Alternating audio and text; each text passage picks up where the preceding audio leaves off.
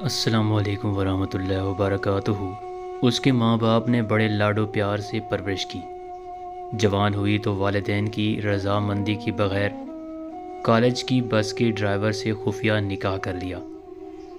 باپ کو جب پتہ چلا تو بیٹی نے جواب دیا، میرا نکاح ہو چکا ہے، بہتر یہی ہے کہ آپ اپنے ہاتھوں سے مجھے رخصت کر دیں، ورنہ میں خود ان کے پاس چلی جاؤں گی۔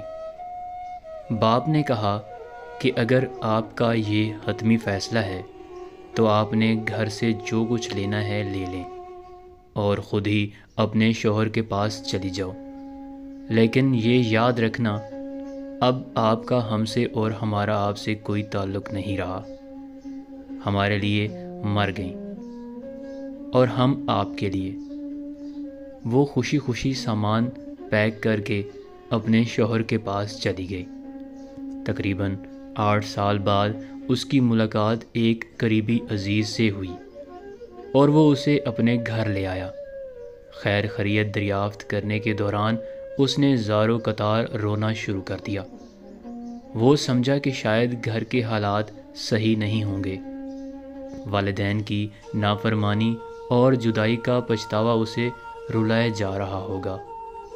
تمام گھر والے اسے دلاسے دینے لگے اور رونے کی وجہ دریافت کرنے لگے۔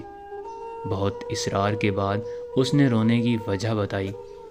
وہ کچھ یوں گویا ہوئی، میں نے والدین کی نافرمانی کی، ان سے تمام تعلقات ختم ہو گئے۔ اس کا پچھتاوا تو مجھے ساری زندگی رہے گا۔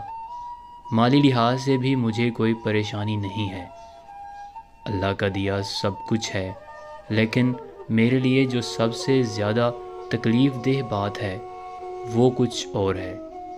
میری صرف ایک ہی بیٹی ہے۔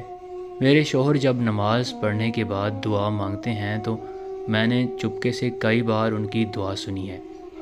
وہ روتے ہوئے اور گڑ گڑاتے ہوئے اللہ پاک سے صرف ایک ہی دعا مانگ رہے ہوتے ہیں، یا اللہ میری بیٹی ماں پہ نہ جائے، یا اللہ میری بیٹی ماں پہ نہ جائے، یا اللہ یہ اپنی ماں کی طرح گھر سے بھاگ کے کبھی شادی نہ کرے، یہ اپنی ماں کی طرح اپنے والدین کی عزت کو کبھی رسوا نہ کرے۔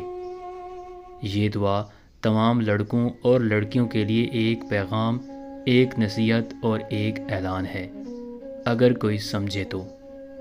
اللہ پاک کسی بھی ماں باپ کو اپنی اولاد کی رسوائی سے بچائے، آمین۔